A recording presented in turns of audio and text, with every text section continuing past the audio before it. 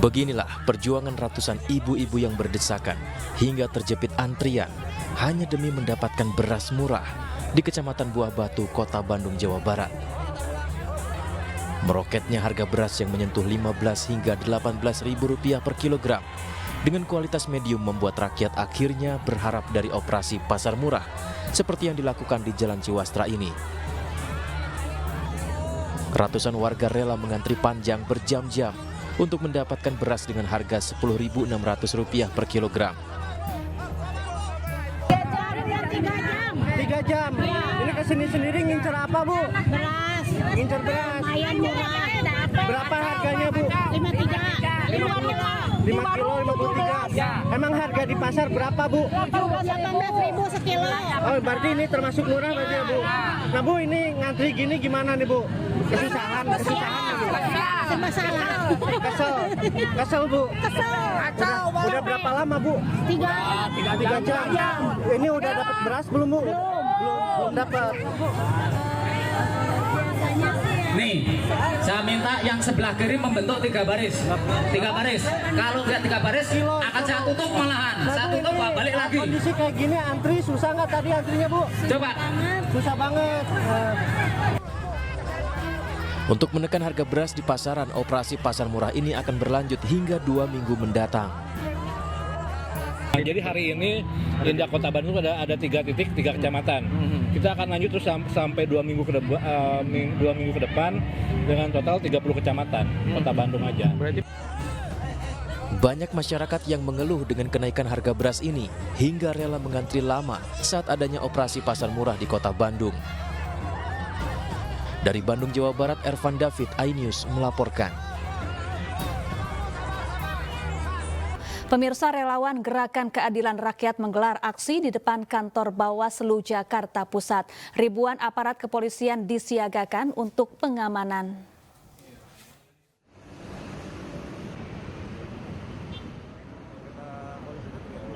Massa yang tergabung dalam relawan Gerakan Keadilan Rakyat yang bertajuk Selamatkan Demokrasi, Tolak Pemilu Rekayasa, menggelar aksi di depan kantor Bawaslu RI, Jakarta Pusat. Massa menyampaikan pendapatnya terkait berjalannya pemilu 2024 yang diduga telah terjadi kecurangan yang terstruktur, sistematis, dan masif. Polres Jakarta Pusat telah menyiagakan 1.978 personil untuk mengamankan jalannya penyampaian aksi serta penutupan jalan untuk kendaraan yang dilakukan secara situasional. Baik itu yang pro ataupun yang kontra, sehingga Polda Metro Jaya menyiagakan setidaknya 1.978 personil, baik itu yang berada di Bawaslu ataupun di KPU. Sementara memang medan dari Bawaslu ini memang berada di Jalan Sudirman, persis Jalan Sudirman, sehingga sampai dengan saat ini kami belum memberlakukan adanya rekayasa lalu lintas. Namun apabila nanti massa semakin banyak dan bertambah, tentunya kami akan melakukan rekayasa lalu lintas dari sejak Bundaran HI menuju ke arah Monas.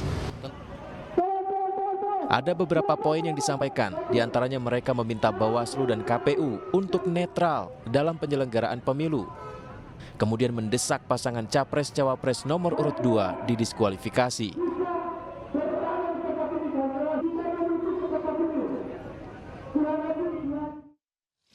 Ya, aksi Gerakan Keadilan Rakyat yang bertajuk Selamatkan Demokrasi sebelumnya digelar di kawasan Patung Kuda, Jakarta. Peserta aksi meminta Bawaslu dan KPU menegakkan aturan sesuai undang-undang dalam penyelenggaraan pemilu.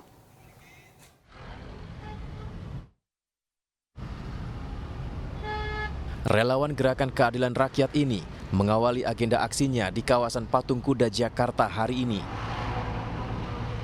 Massa menyuarakan penolakan atas hasil Pilpres yang diduga dipenuhi dengan kecurangan dan menguntungkan salah satu pasangan calon. Para peserta aksi mempertanyakan Bawaslu dan KPU yang seolah tutup mata dengan beragam laporan masyarakat terkait dugaan kecurangan pemilu dan tetap meloloskan salah satu pasangan calon usai MK membuat aturan batas usia Capres-Cawapres, padahal keputusan tersebut dinyatakan MK melanggar kode etik. Ingin disampaikan?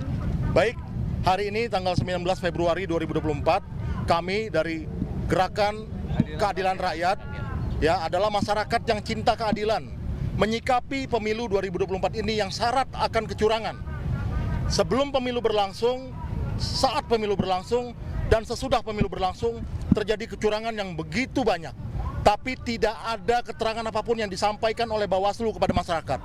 Dan hal ini merupakan kejanggalan. Ya, kita lihat kejanggalan sejak putusan MK terkait batasan usia itu sudah merupakan kejanggalan. Dan lolos salah satu paslon yang menggunakan batasan usia itu menjadi salah satu paslon dalam pemilu. Aksi protes ini diawali dari kawasan Patung Kuda Jakarta dan berlanjut ke kantor Bawaslu RI. Tim Liputan iNews melaporkan. Massa juga menggelar unjuk rasa di depan kantor Komisi Pemilihan Umum Jakarta. Mereka menuntut agar proses pemilu 2024 yang diduga curang diusut tuntas.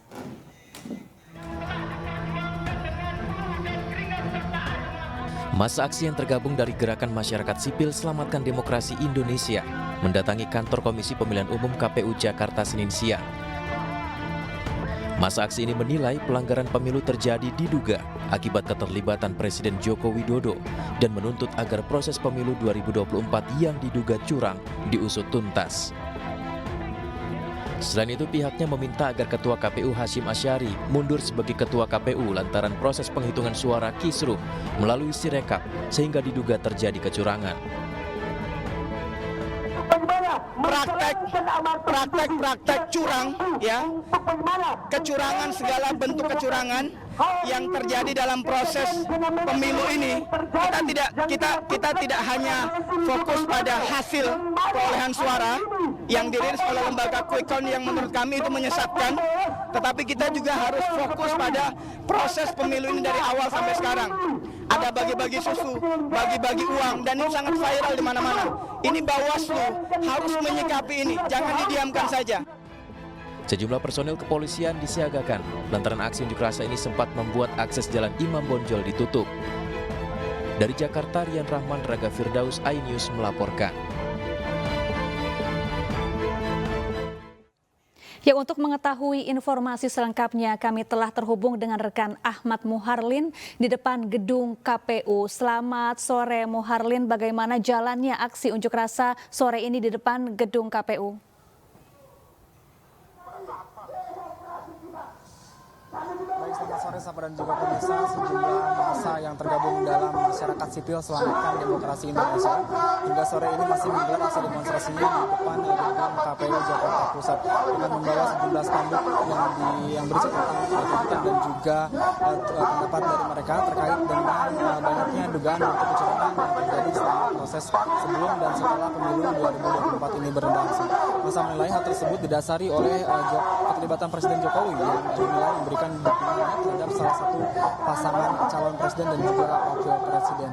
Siapa dan juga pemirsa, seperti terlihat di belakang saya, demo saat ini masih berlangsung di mana massa aksi masih berkumpul dengan membawa spanduk dan banner berisi tuntutan dan menyampaikan sejumlah orasi mengenai keluhan mereka. Di antaranya ratusan massa ini menolak hasil pemilu dan juga mereka meminta Ketua Umum KPU Hashim Asyari untuk mundur dari jabatannya lantaran proses penghitungan suara yang dinilai rusak melalui website Sirekap sehingga diduga kuat ada unsur tindak kecurangan dalam proses penghitungan suara. Sapa dan juga pemirsa, di lokasi yang sama selain massa yang menuntut KPU di tempat saya melaporkan saat ini, yaitu di depan gedung KPU juga ada sejumlah massa yang melakukan aksi serupa, namun massa ini mendukung KPU begitu agar terus bekerja dengan baik dalam proses penghitungan surat suara hasil pemilu 2024 sehingga KPU ini bisa menjadi lembaga yang bisa dipercaya begitu oleh masyarakat. Meski terjadi dua demonstrasi yang berbeda, demonstrasi di depan KPU ini masih berlangsung aman dan juga terkendali, di mana masih terlihat adanya petugas yang berjaga dari unsur kepolisian dan juga TNI untuk memastikan demonstrasi yang berlangsung sore hari ini bisa berjalan kondusif dan juga lancar. Demikian yang bisa kami sampaikan. Siapa di studio? Ahmad Muharlin langsung dari Gedung KPU Menteng, Jakarta Pusat, dan selamat bertugas kembali.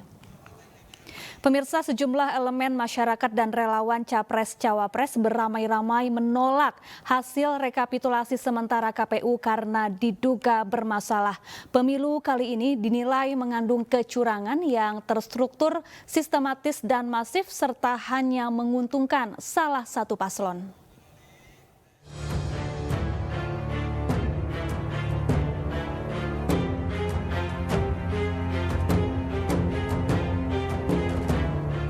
Di tengah proses rekapitulasi suara oleh KPU, beragam aduan kecurangan pemilu masif disuarakan.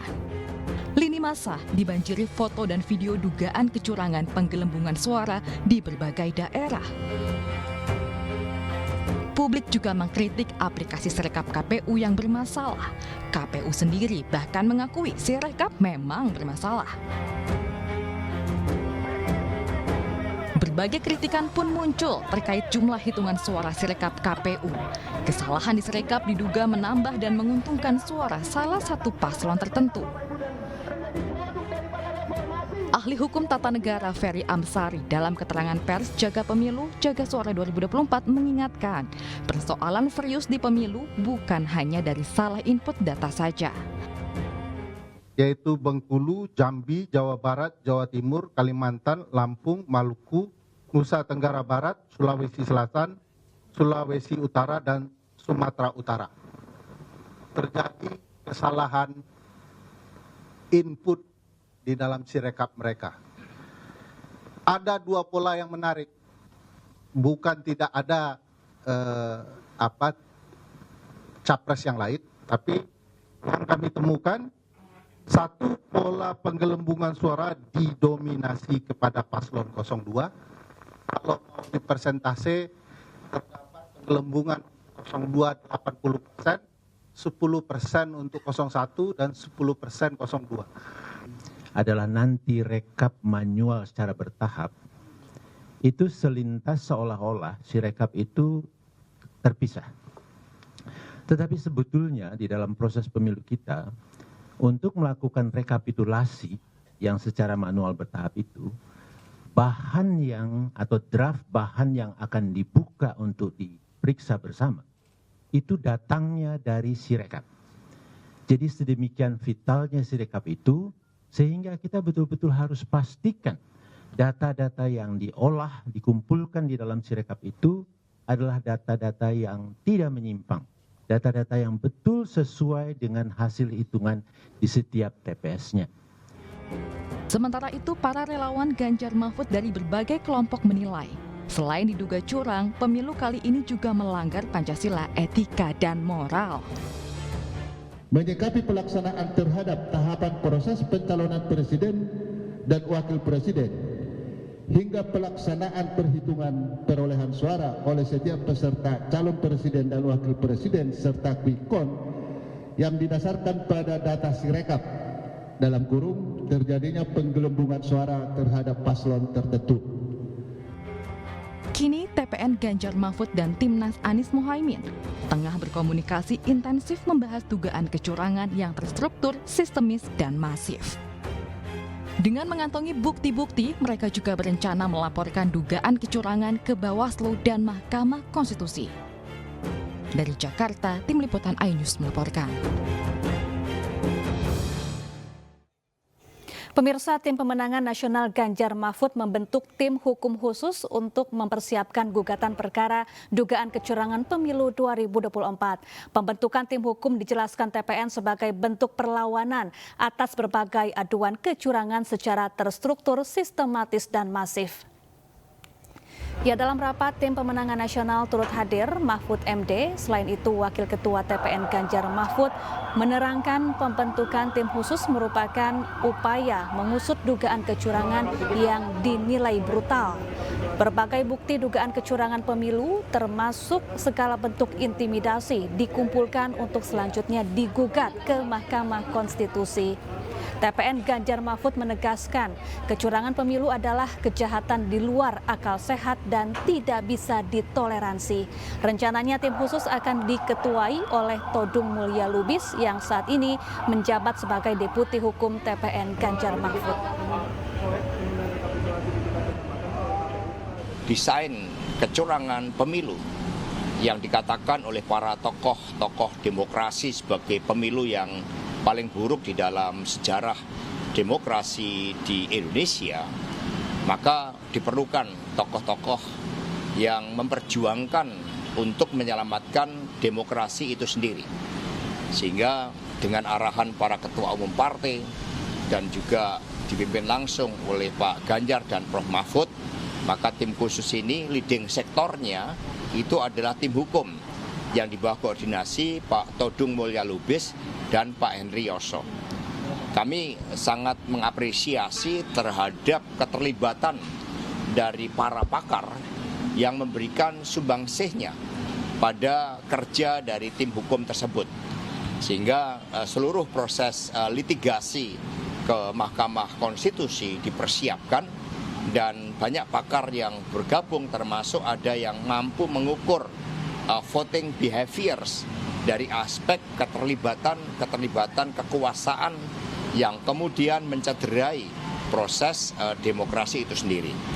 Tetapi fokus utama dari tim Pak Ganjar Prof. Mahfud itu adalah mengawal proses rekapitulasi secara berjenjang dari bawah yang saat ini terus-menerus dilakukan, termasuk juga menyebutnya kejahatan demokrasi yang paling najis pasca reformasi ya tahun 2024. Ya, dan tentu fakta-fakta di lapangan bagaimana kejahatan itu terjadi, dilakukan oleh siapa, ini sudah ada semua di tim hukum dan pada saatnya nanti tim hukum akan menyampaikan ke publik.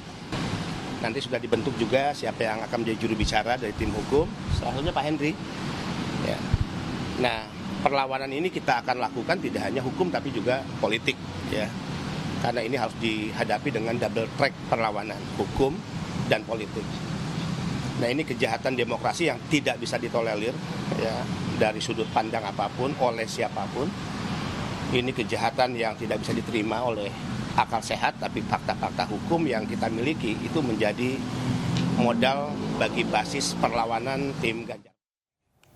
Jubir TPN Ganjar Mahfud, Aiman Wicaksono, menjalani sidang perdana gugatan pra-peradilan penyitaan telepon genggam miliknya. Informasi selengkapnya sesaat lagi, tetaplah di iNews Sore.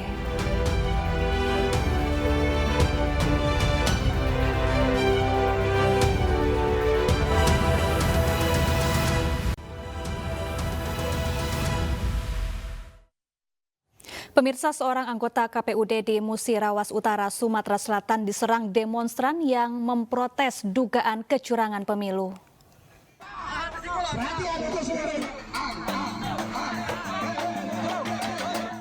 Inilah video amatir saat salah seorang anggota komisioner KPU Kabupaten Musirawas Utara diserang massa pengunjuk rasa di depan kantor Camat Karangjaya, KPU Kabupaten Musirawas Utara, Sumatera Selatan. Petugas kepolisian dan TNI berhasil melerai massa serta menyelamatkan komisioner KPU dan membawanya ke tempat yang lebih aman. Aksi penyerangan tersebut viral di media sosial. Unjuk rasa massa ini memprotes dugaan kecurangan pemilu 2024.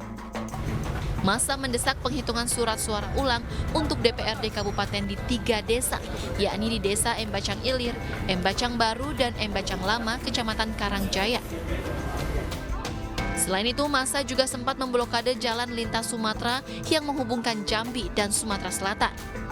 Ini situasinya kondusif, saya mengucapkan terima kasih kepada seluruh peserta pemilu, terutama caleg DPRD Kabupaten Musirawas Utara yang dapilnya ada di Karangjaya. Jadi saya sudah bertemu dengan sebagian peserta pemilu, caleg tersebut, dan sudah tidak ada permasalahan. Aksi massa sudah ditangani aparat gabungan dan massa telah membuka blokade setelah surat rekomendasi dikeluarkan Bawaslu Muratara yang menyetujui tuntutan massa untuk melakukan penghitungan surat suara ulang pemilihan DPRD Kabupaten di 3 desa tersebut. Dari Kabupaten Musirawas Utara, Sumatera Selatan, Sudirman, iNews melaporkan. Ya, narasi dugaan kecurangan pemilu masih mewarnai lini masa. Hasil temuan Lembaga Analis Media Sosial Drone Emprit mengungkap aplikasi Sirekap mendapat sentimen negatif sangat tinggi hampir di semua kanal media sosial.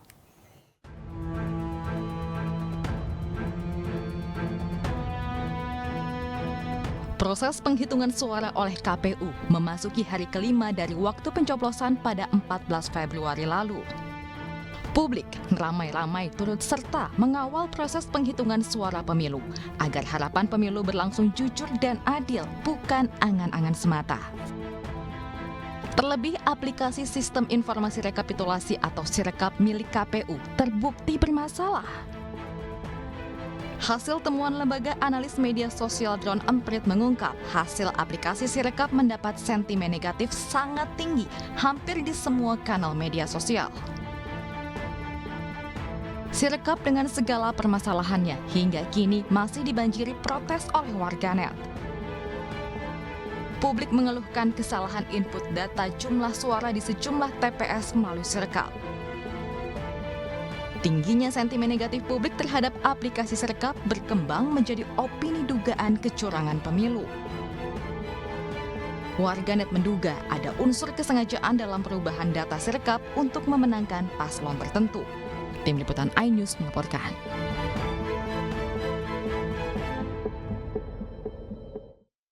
Pemirsa, iNews sore berikutnya akan dilanjutkan oleh rekan Bremana Tenaya. Selamat sore Bremana, ada informasi menarik apa lagi yang akan disampaikan di iNews sore usai jeda? Ya, selamat sore Syafa. Setelah ini masih ada informasi lainnya, salah satunya terkait dengan informasi ramai pemberitaan di media sosial tentang server aplikasi Sirekap yang ternyata diduga berada di luar negeri. Akan hadir usai jeda berikut.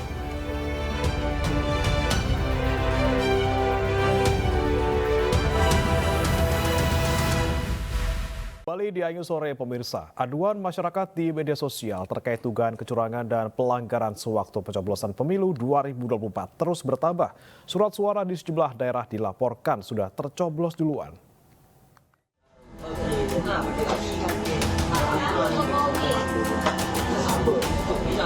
Video ini sempat viral di media sosial. Sekelompok pemuda di Desa Pandan Omben, Sampang, Madura kedapatan mencoblos surat suara beramai-ramai di luar bilik suara. Akibatnya KPU Sampang gelar pemungutan suara ulang di Desa Pandan Omben pada Minggu kemarin. Laporan lain disampaikan masyarakat di media sosial di mana ada satu orang oknum yang diduga memasukkan 5 kantong plastik surat suara ke dalam kotak suara. Ini terjadi di Desa Masjid Kecamatan Bandar Baru Pidijaya. Lebih lagi, gue nyoblos kok. Konfon metu ketika tinta. Beginilah warga Desa Lamong, Kecamatan Badas, Kediri di TPS 8 yang kebingungan karena mereka belum mencoblos tapi jarinya sudah diminta dikasih tinta dan disuruh pulang. Surat suara sudah tercoblos langsung ya. Posisi di nomor 2. Balik coba. Ayo. Sudah tercoblos di nomor 02. Ya, ini kalau video kalaupun diedit nanti nggak tetap.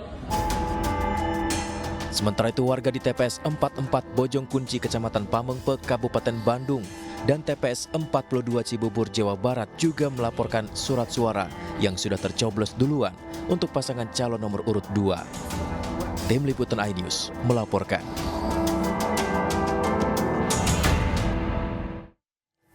Pesta demokrasi tahun ini menyisakan duka bagi para petugas pengawal pemilu. 57 petugas pemilu 2024 dinyatakan meninggal dunia. Ribuan lainnya sakit, bahkan banyak diantara yang harus dirawat di rumah sakit.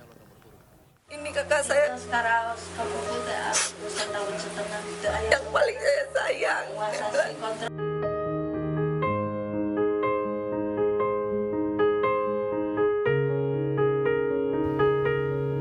Seorang anggota KPPS bernama Budi Rahayu, warga Desa Padasuka, Kecamatan Sumedang Utara, Jawa Barat, meninggal dunia pada Minggu siang. Menurut Oting, ayah almarhum, anaknya sempat muntah pada Jumat pagi dan mengeluhkan pegal-pegal. Akhirnya keluarga pun membawa ke RSUD Sumedang, namun setelah 2 hari dirawat, Budi meninggal dunia. Pada maghrib, nah di situ dia terasanya lesu si badannya, minta tolong, Pak tolong, ini Dede katanya, ini langsung saya bawa ke kasur, ya udah begitu, untung masih sadar dia nge-SMS kepada rekan-rekannya di sini, kepada Karang Taruna, tolong saya bawa ke rumah sakit, saya sakit.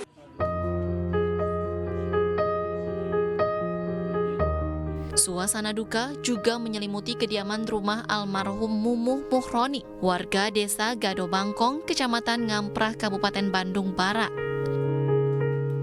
Pria berusia 58 tahun itu merupakan anggota KPPS yang bertugas di TPS 04 Desa Gado Bangkong. Mumuh menghembuskan nafas terakhirnya pada Minggu petang setelah sempat dirawat di rumah sakit selama 20 menit. Menurut anak almarhum, ayahnya tidak mempunyai riwayat penyakit berat, namun usai bertugas sebagai anggota KPPS, korban diduga kelelahan dan sempat pingsan.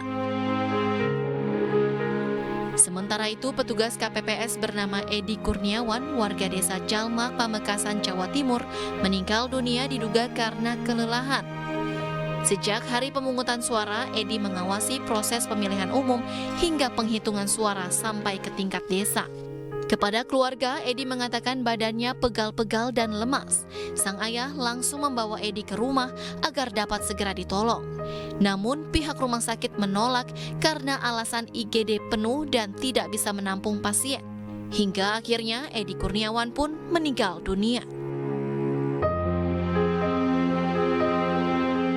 Berdasarkan data Kementerian Kesehatan, 57 orang petugas pemilu meninggal dunia. Mereka adalah 29 anggota KPPS, 10 petugas Linmas atau Perlindungan Masyarakat, 9 orang saksi, 6 orang petugas, 2 orang panitia pemungutan suara, serta 1 orang anggota Bawaslu. Dari persebarannya, Sumatera Utara 2 kasus, Sumatera Barat 1 kasus, Sumatera Selatan 2 kasus, Riau 1 kasus, Banten 2 kasus, DKI Jakarta 6 kasus, Jawa Barat 13 kasus, Jawa Tengah 11 kasus, Jawa Timur 12 kasus, Daerah Istimewa Yogyakarta 1 kasus, Kalimantan Barat 2 kasus, Kalimantan Timur 1 kasus, Sulawesi Selatan 2 kasus, dan Sulawesi Utara 1 kasus. Tim Liputan iNews melaporkan. Sementara itu, pemerintah akan terus memantau kondisi petugas pengawal pemilu. Bagi anggota keluarga KPPS yang meninggal dunia akan mendapatkan santunan dari pemerintah. Data terkini, total 71 petugas pengawal. Berdasarkan monitoring kami terhadap status atau situasi teman-teman kami, sahabat-sahabat kami, para penyelenggara pemilu badan ad hoc, terutama pada peak season yang bebannya berat, pada tanggal 14 Februari sampai dengan tanggal 18 Februari 2023 jam 23.59. Dalam catatan kami yang meninggal ada 71 orang. Dengan rincian anggota PPK ada 1 orang di tingkat kecamatan, kemudian anggota PPS di tingkat desa kelurahan ada 4 orang, kemudian anggota KPPS di tingkat TPS ada 42 orang, kemudian Linmas yang menjaga keamanan kegiatan pemungutan penghitungan suara di TPS yang meninggal ada 24 orang. Untuk yang sakit sebanyak 4.567 orang atau 4,567 orang. Dengan perincian di tingkat kecamatan atau PPK 136 orang, di tingkat PPS desa kelurahan ada 696 orang, kemudian anggota KPPS di tingkat TPS ada 3.371 orang. Saya ulangi, 3.371 orang. Untuk Linmas yang meninggal, yang sakit ada 364 orang.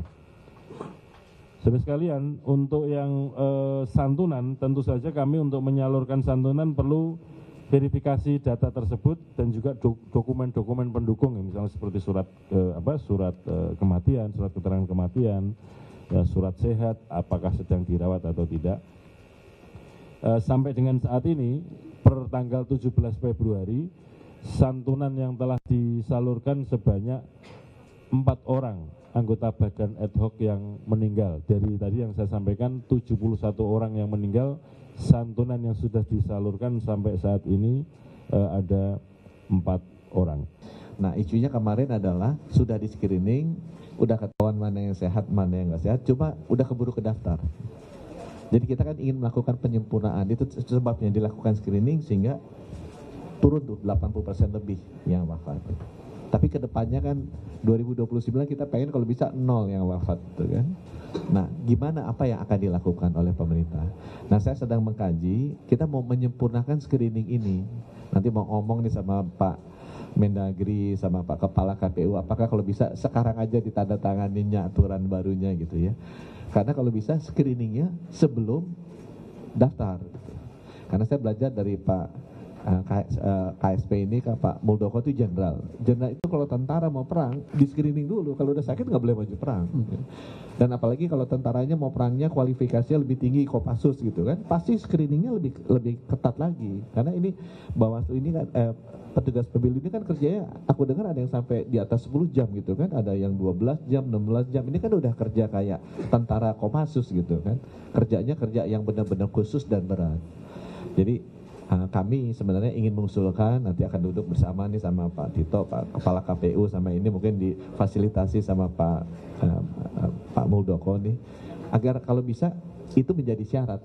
Jadi screening kesehatan itu menjadi syarat untuk mereka jadi tugas. Itu langkah pertama penyempurnaan yang kami ingin lakukan, agar mereka benar-benar pada saat nanti jadi petugas itu kondisinya sehat, sehingga kita bisa, kalau bisa. Media sosial diramaikan dengan adanya dugaan tentang server Sirekap yang berada di luar negeri. Jika temuan tersebut benar adanya, KPU patut diduga melanggar Undang-Undang Pemilu.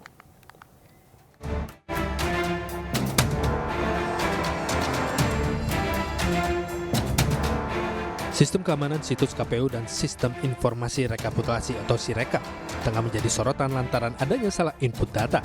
Bahkan baru-baru ini ramai di media sosial Sirekap menggunakan layanan cloud yang lokasinya berada di Cina, Perancis, dan Singapura. Ketua Cisrek atau pakar cyber, Pratama Persada menyebutkan perlu adanya evaluasi yang dilakukan KPU selaku penyelenggara pemilu terhadap aplikasi Sirekap, terlebih mengenai kesalahan input data. Begitu banyaknya perhitungan yang tidak benar dalam sistem Sirekap yang dibuat oleh KPU ini begitu. Kemudian ditambah lagi bahwa masyarakat juga bisa mengecek gitu, karena gampang sekali cara checkingnya gitu. Ternyata aplikasi Sirekap ini juga menggunakan server pada Alibaba Clouds gitu. Nah ini menurut saya harusnya hal yang tidak perlu terjadi kalau KPU mengantisipasi sebelumnya, tidak menganggap remeh bahwa Sirekap ini adalah hanya sekedar alat bantu. Hanyanya itu selalu ditekankan oleh KPU dan Bawaslu. Padahal ini adalah menurut saya satu-satunya acuan dari masyarakat gitu untuk mendapatkan info resmi hasil perhitungan pemilihan suara. Bayangkan, satu TPS yang harusnya maksimal 300 jumlahnya ternyata bisa sampai ribuan, bahkan sampai jutaan, ada yang sampai jutaan gitu, ada yang sampai puluhan ribu. Ini kan nggak masuk akal gitu. Bagaimana? Kan gampang sekali bikin aplikasi seperti itu gitu. Bikin bahwa di pembatasan satu TPS itu maksimal 300. Sehingga ketika handphonenya petugas KPPS itu jelek gitu, ketika ada petugas KPPS yang mau bermain, ketika ada petugas kecamatan yang mau bermain, mereka nggak bisa karena dibatasi oleh sistem. Nah ini kan nggak ada batasannya. Sehingga apa? Sehingga menjadikan orang gitu bisa nambahin suara suka-suka gitu. Kemudian mereka nggak melakukan checking dan lain-lain. Nah ini yang harusnya tidak terjadi. Sementara Ketua KPU Hasyim Asyari tak menampik tentang adanya perbedaan data Sirekap. Menurut Hasyim, harusnya masyarakat bersyukur karena dengan Sirekap kesalahan input data bisa diketahui. Hasyim Asyari berjanji segera mengoreksi kesalahan yang terdapat pada sistem Sirekap. Hasil plano yang diunggah, ada yang salah hitung atau salah tulis, nanti juga akan kita koreksi. Nah koreksinya kalau untuk yang formulir ya, kalau ada yang salah hitung atau salah jumlah atau salah tulis, itu nanti akan dikoreksi melalui mekanisme rekapitulasi di tingkat kecamatan. Dan nanti formulir hasil rekapitulasi tingkat kecamatan, formulir D, itu juga akan diunggah di dalam Sirekap. Sehingga nanti siapapun bisa ngecek ulang apakah formulir-formulir yang katakanlah sekiranya atau seandainya ditemukan yang salah hitung atau salah tulis sudah dikoreksi atau belum di mekanisme rekapitulasi di tingkat kecamatan. Error data di aplikasi Sirekap juga mendapat respon dari Sekjen Komite Independen Pemantau Pemilu atau KIPP, Kakak Suminta. Yang problem lain yang berada di balik semua itu, misalnya pada hari H itu ngehang atau down sistem Sirekap sehingga tidak mudah untuk mengupload dari teman-teman di KPPS. Saya ingin membantah yang disampaikan oleh Ketua KPU Hasyim Asyari bahwa ini adalah alat bantu dan sering disampaikan seperti itu. Tetapi saya pikir ini adalah merupakan pertanggungjawaban accountability dari KPU. Nah, sehingga saya berpikir bahwa ketika mengupload itu seharusnya real. Berbagai kelemahan dari sistem Sirekap tak jarang menimbulkan perspektif negatif terhadap KPU. Tim Liputan News melaporkan. Kegiatan rekapitulasi hasil pemilu 2024 tingkat kecamatan di sejumlah daerah dihentikan sementara. Di Tangerang, Banten, rapat pleno penghitungan tingkat kecamatan akan dilanjutkan pada Selasa, Februari 2024. Kisruh penghitungan suara pemilu 2024 terus berlanjut. KPU di sejumlah daerah menginstruksikan penghentian sementara kegiatan rekapitulasi hasil pemilu. Salah satunya di kota Tangerang, Banten. Surat pemberitahuan diedarkan ke sejumlah kecamatan di Tangerang. Dalam surat edaran disebutkan penundaan guna perbaikan data di situs info pemilu KPU Pusat. Rencananya, pleno penghitungan suara akan dilanjutkan pada Selasa 20 Februari 2024.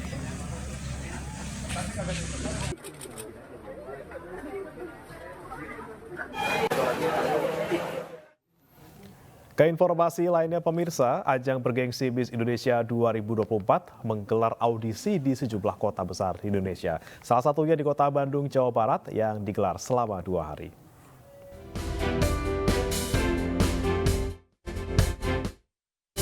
Audisi Miss Indonesia 2024 digelar selama 2 hari di kota Bandung, Jawa Barat.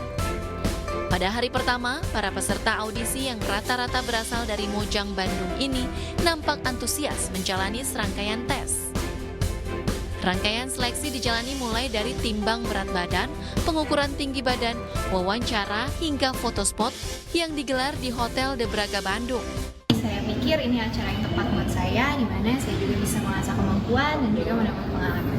Animonya kita lihat bagus dari yang kita lihat di proses penjurian, kemudian dari peserta yang mendaftar, itu juga bagus juga. Mereka juga secara mereka cantik-cantik, kemudian mereka juga punya bakat dan juga punya pengetahuan ya.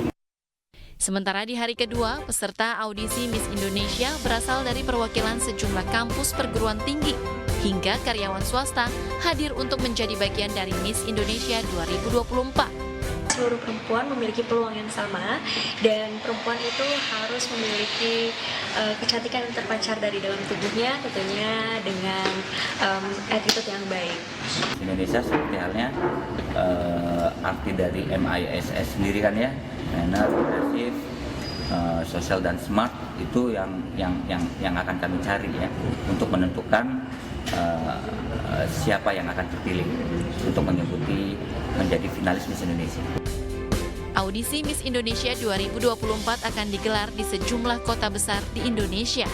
Para peserta yang lolos audisi nantinya akan kembali mengikuti proses seleksi lanjutan di Jakarta. Dari Bandung, Jawa Barat, Billy Maulana Finkran, iNews melaporkan.